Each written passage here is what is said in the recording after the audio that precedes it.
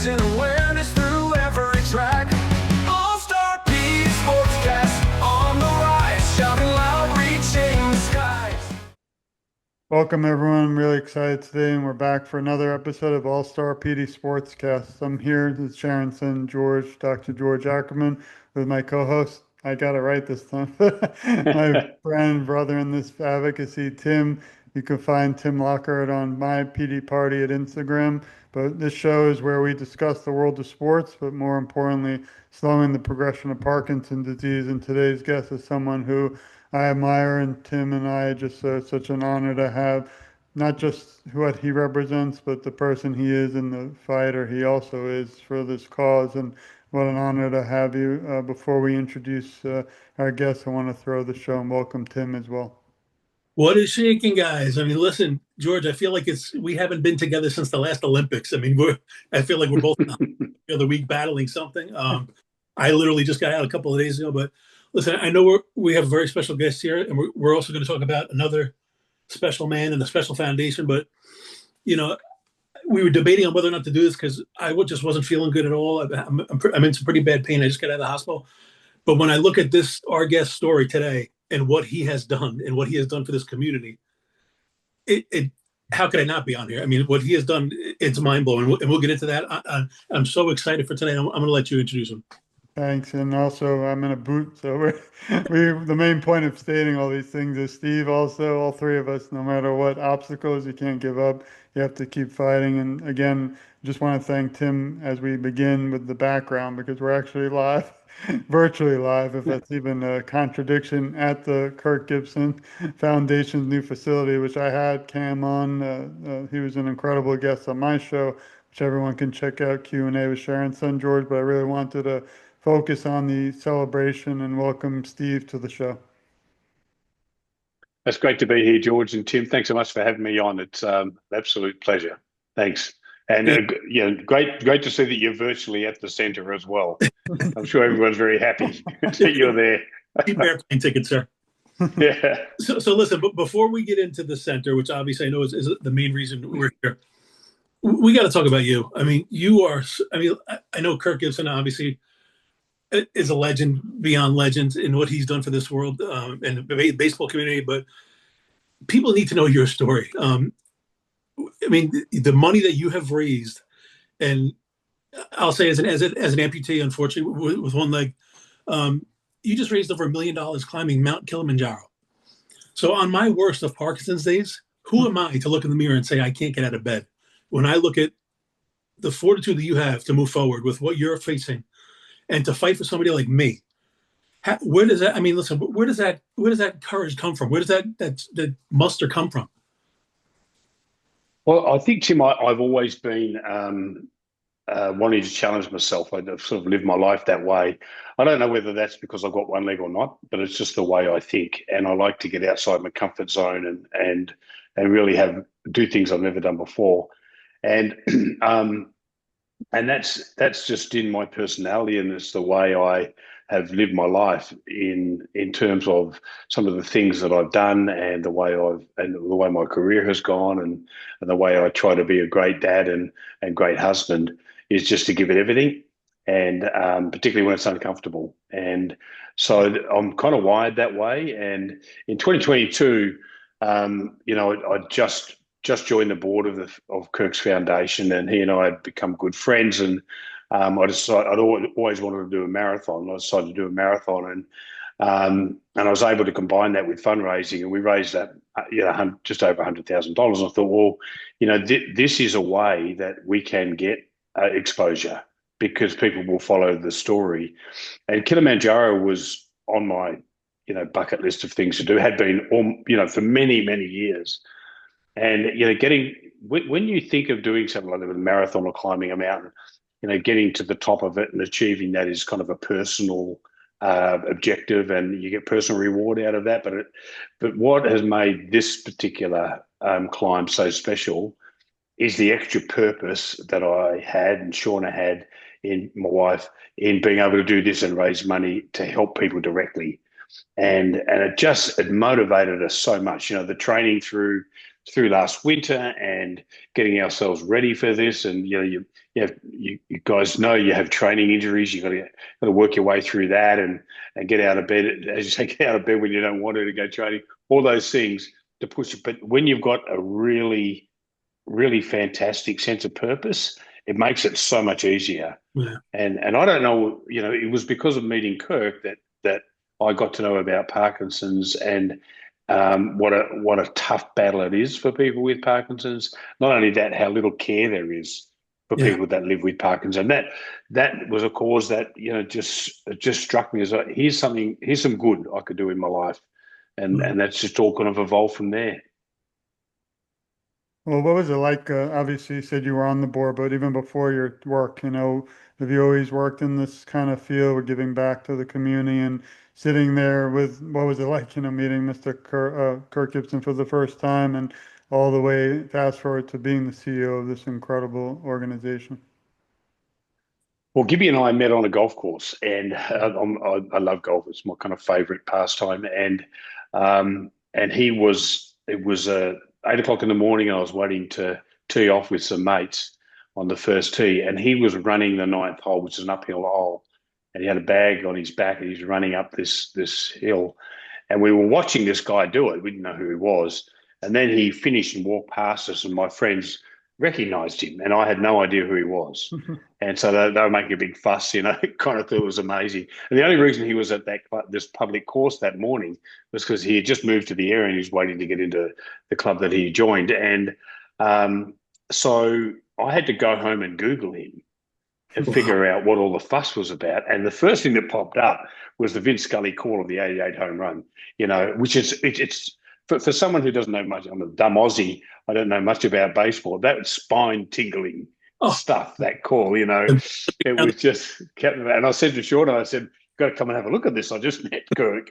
And anyway, so we started playing golf together, became good friends. And he asked me to come and sit in on a few meetings in the foundations because I offered to help. I was sort of semi-retired at the time, offered to help him. This was the first non-profit I'd been involved in. Previously, I'd been leading companies of all different types, mainly industrial companies in Australia.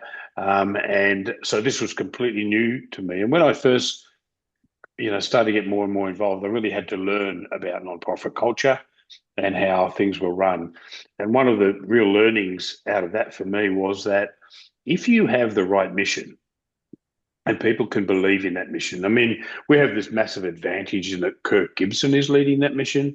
But if you have the right mission and you can demonstrate that there's a real purity of motive in what you and your organization does, people will come and help.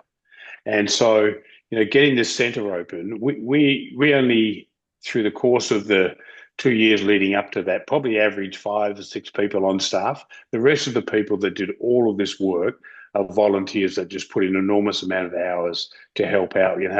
We've got an incredible team there. Most of them at the foundation are volunteers. So you've got all this energy that galvanizes around the right mission and the right execution of the mission. So that was a real learning for me. But I've loved it. I just really loved the process. If I could ask Steve, now listen, I've always been a big proponent of always saying the greater the spotlight on somebody, the more advocating gets seen. I mean, the Michael J. Fox, Davis Finney's, obviously the Kirk Gibsons. Yeah. So, I mean, and obviously you have a very good background. I mean, it sounds like you're very motivated. So, I mean, I could see what Gibby would bring.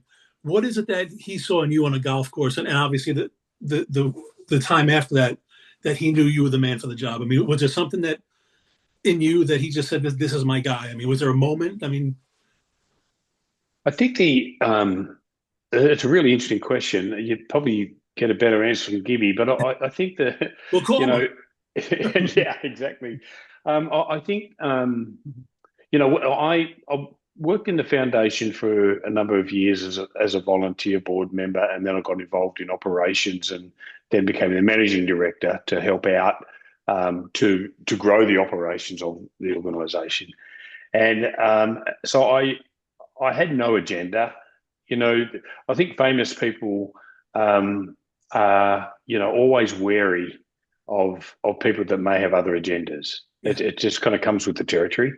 So whether it's media or whether it's someone who's wanting to strike up a friendship, whatever it might be. And I think before I got involved in the foundation, Gibby and I were friends. We played golf together, and that was our relationship. Right. You know, I didn't know the hero that was the baseball hero. I didn't know that person. I see the videos and talked to him about baseball, but what my admiration for Gibby came out of the hero that gets up every day and wants to help people, Well, while that's he's also battling a disease. And so I just got enormous love and admiration for the man because of that. And so our relationship is probably very different to the way most people would relate to Gibby. And so out of that, I think came trust and just a joint, kind of tenacity to do good things with the foundation. I wanted to now shift to something that we needed. I still hope we could figure out how to add the drum roll to the show. That's no, but really about not just the work you're doing, but what, really let's define what is the Kirk Gibson Foundation. I did want to share quickly before I let Steve take over about everyone can go to kirkgibsonfoundation.org. We'll add the links to the show so you don't have to write it down. But some of the things is again the grand opening. I'll probably scroll while you're talking, and then if you want to reach out to Steve, also he's available on LinkedIn, and he's been in a lot of the media, which I find beautifully fascinating. Which we would need to be. I always say the show doesn't end after the lights, camera, and paparazzi leave today. The conversation has to continue until there's a cure. So maybe you could just touch a little on, or actually a lot on the Kirk Gibson Foundation, the new opening, and what, everyone out there, how can they also donate, volunteer, and just because they're not in Michigan or in another state like we are, zoomed in, you can still make a difference and help support the Kirk Gibson Foundation and all that Steve is working really 24/7 also for. Yeah, thanks, Georgia, and thanks for highlighting this. I just sort of loop back to something Tim said. Every time we get exposure, it builds awareness about our mission and what we're doing. And it's hard to get that. It's a much easier course when you're Gibby and it's Gibby's foundation. But, we know that in some ways Parkinson's is a hidden disease because, firstly, there's not enough awareness around the disease generally. There's not enough understanding of the symptoms and the battle that people are faced with, and there's certainly not enough care. And so we've got to change all of that. And the way that we change it is to be a public voice, advocating as you guys are. And just thank you so much for what you're doing. But the public voice is advocating for those that live with the disease is just so important. Every time we have media, our volunteer numbers, applications go up, the members coming to the centre numbers go up, and we get more donations. And the three things we're really chasing right now is firstly to get to the members that live within a drive from the centre. And we believe that there are about 8,000 people with Parkinson's within a 30-minute drive. So that's our number one objective. The centre's open and we want to get them to come along. Second, volunteers that'll help us operate the centre and run the foundation. And thirdly, we're continuously fundraising because everything in the centre is free. So right now we're open sort of 9 to 5:30. We'll be open 6 days, probably 14 hours a day very shortly because of the demand. And we want to make sure, this is the centre here, you can see, and there's the main doors there. It's a 30,000 square foot facility, and we renovated it, finished the renovation in July of this year. We spent about $4 million renovating the centre and putting all the equipment and furniture in. So we're set up and ready to go. So we just want people to feel that they can come along and enjoy themselves. One of our definitions of success is that they can stay there all day. So we deliberately built the centre so that it is a very social environment, and people can come along and play games, listen to music, play pool, play ping pong, which Skibby's doing all the time. His office is right in the middle of the centre, just to the left of you, Tim. So if you turned your head to the left, you'd be looking right at Gibby's office if you were located right there. And he's there all the time. He's in classes and he just loves it. So Yeah, so the key for this whole idea is it's a community, and we know that Parkinson's can be very isolating, and so this is a judgment-free zone where people come along and enjoy classes in a way that's challenging for them but not overwhelming. So we have a very defined assessment process where people are assessed as to their level of mobility and their motivation and how they're feeling, and so that they go into a class based on their level, and so that they're not too overwhelmed by something too hard, but also they're going to reach their challenge point in every class so that it is a good exercise class for them, whether it's boxing or yoga or dance or power moves or whatever the class may be, spin and so forth. Well, Steve, I gotta tell you, you're such a good guest. You kind of stole my thunder. You already answered all my next answer. I was going to talk about how somebody with Parkinson's, obviously, one of the biggest things I have found to be a help to me is a community. Yes. Because this disease doesn't treat two people the same way. The treatments are different. The symptoms are different. I have learned more from communities like this and from people online who battle this every day. So you obviously just touched upon what somebody like myself could expect to do in that center. And then as far as challenging themselves, but a sense of community. I'm sure it's been fantastic because from what I see, the turnout and the numbers are through the roof. But what are some of the people saying? I mean, what's some of the feedback you're getting from the people that are there in the community? So we had a sort of a members welcome party for all of our early members last Thursday, Tim, and so we have about 350 members who are through the onboarding process. So we've got another 600, almost 700 to do.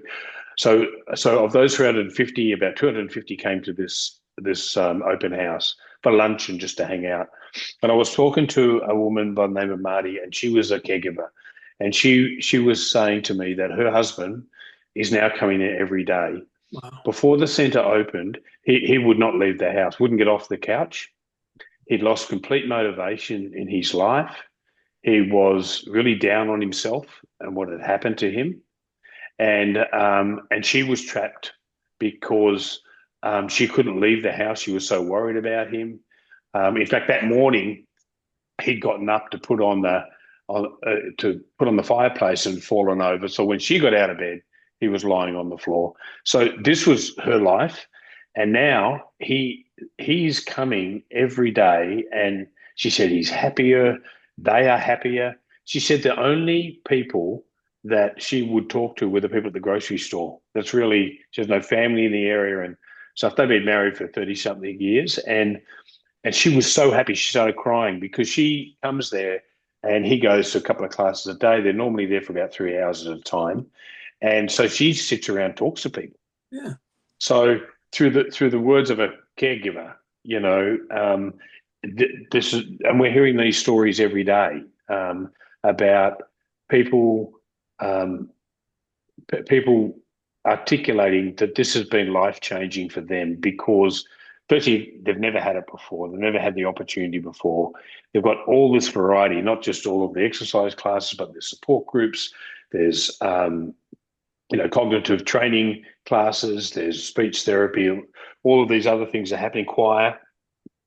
So this community that this, like Marty, she just belongs there. She feels like she belongs. She's making new friends who have got a common journey, a common struggle that she can just come along and talk to them about and share, but also have a break, and with her husband who's now much happier every time, so it's just, it's overwhelming. The place is full of joy, and I don't say that in a trite way at all. It is really a wonderful place to be, because of the impact on people's lives now.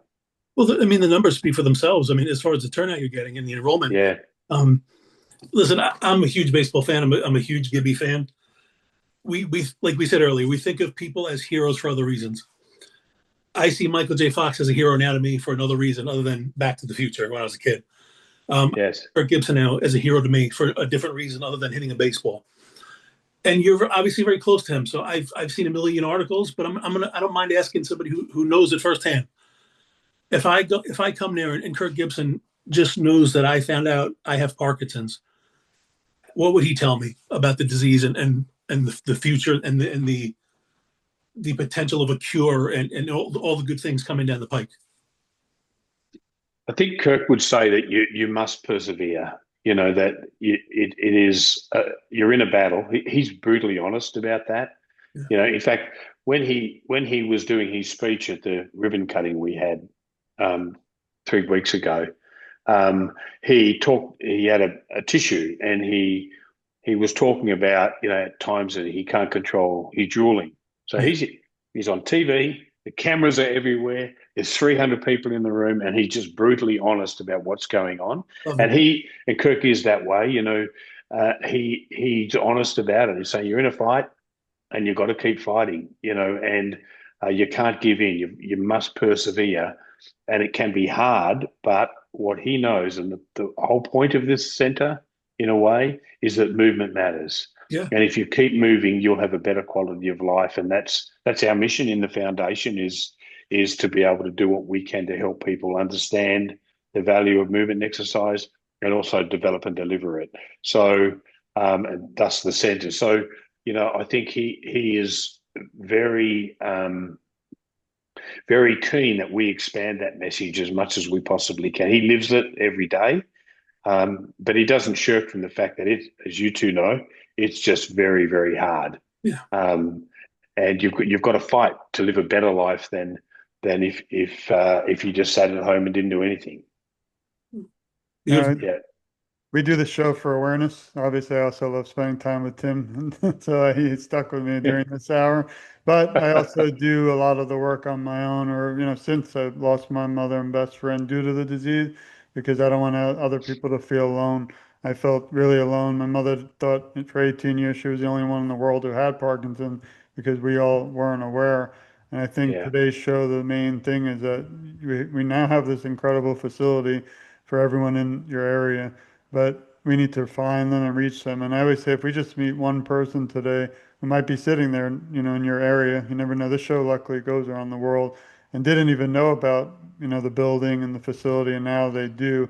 We've changed the world for the better, and that's all we can all, I hope, ask. But again, I just honor to have you with us today, and want to thank you for the past, present, and the future. I remember when we first met, you were sending me, like in the website, pictures of what will be. Now it's here, Yeah. so we have to update those pictures to the real one. And in the future, I have a feeling we'll be seeing a lot more, but also so much success worldwide.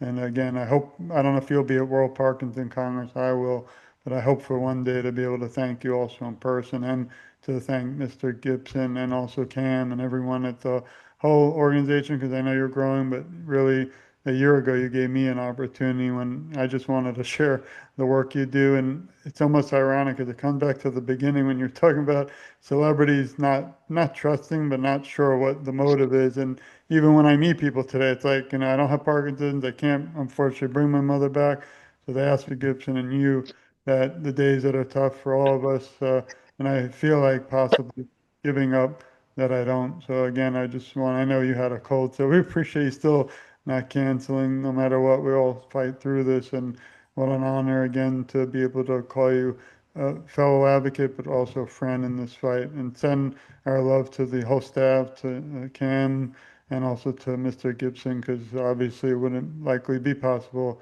without him taking his private life and bringing it public. We wouldn't have this opportunity. So I wanted to send this show to a close with our famous All-Star PD Sportscast quote, and then we'll wrap up. But again, like I said, Steve, we're always here for you 24/7, and everyone listening, please support the Kirk Gibson Foundation. They're doing so much for their community, and I have a weird feeling he won't want me to say it, but after they're all set locally, I have a feeling this will end up hopefully virtual too, like a lot of programs that maybe once you're Yeah. ready to go, because this could definitely benefit people who, like I said, we're virtual now. Thankfully, there are positives due to, social media and all that we get to meet. And I think those always outweigh some of the negatives Yeah. that social media brings. So thank you again, and sending it to Tim. So, Steve, if you don't know, I always like to close the show with like a famous quote or an inspirational quote. I'm going to cheat Okay. today because I have two. One is well, they're both from Gibby. but kind of what you just touched upon in the answer you gave me. Kirk Gibson once said, I have faced many different obstacles in my life, and I have always maintained a strong belief that no matter what the circumstance, I could overcome those obstacles. Kind of what you touched upon, Steve. You have to have it right up here. You have to be ready to fight. But something that kind of touched me that he said about you that I researched. Just because I hit a baseball doesn't mean that I know how to run a foundation at the level that Steve is. Maybe also you slip up a little bit when you have something like Parkinson's. You lean on people. Steve is a blessing. So we all need caregivers. We all need family. We all need that circle. We all need a Steve. God bless you for everything that you do, sir. Oh, thank you, fellas. I really do appreciate that. And I feel very privileged and thankful to be part of what's going on in the foundation. You know, it's been an enormous positive force in my life. And I'm very thankful for that, be able to help people in the way we're doing it. And, you know, it all came from Gibby's vision, you know, that he wanted, someone's got to say, you know, let's think big. Let's do the very best we can. So that's what we're all trying to do. God bless you, sir. Thank Thank you. you, Steve. Thanks to the whole Kirk Gibson Foundation. And again, we send all up to the entire staff and Mr. Gibson and wish you, I don't even need to, but good luck with the new facility. I know it's already really reaching dreams and imagination beyond we could even talk about. So we're really grateful again for your time and going forward, we're always here for all of you. This has been another episode of All Star PD Sportscast with my co-host Tim. There you go, that side this time. And, he's out there. Please follow him and support him at my PD Party at all Instagram, but many other social media will add. And of course, I shared as we were all speaking, but you can also follow, support, like, and share the Kirk Gibson Foundation through their website. But they have Twitter, X now, LinkedIn, Instagram, and Facebook, and I follow them all. And I always joke, and I mean it though, that we need 1 million followers on every one of those pages to support all the work they're doing. This has been again another episode of All Star PD Sportscast where we discuss the world of sports, but more importantly, slowing the progression of Parkinson's. I want to thank everybody for listening. Please share the show and stay tuned. We have a lot more to come because we still have work to be done. And you know you'll see me, Tim, and Steve fighting alongside in this fight toward a cure. Thanks, everyone. We love you, and we'll see you soon. Thank you.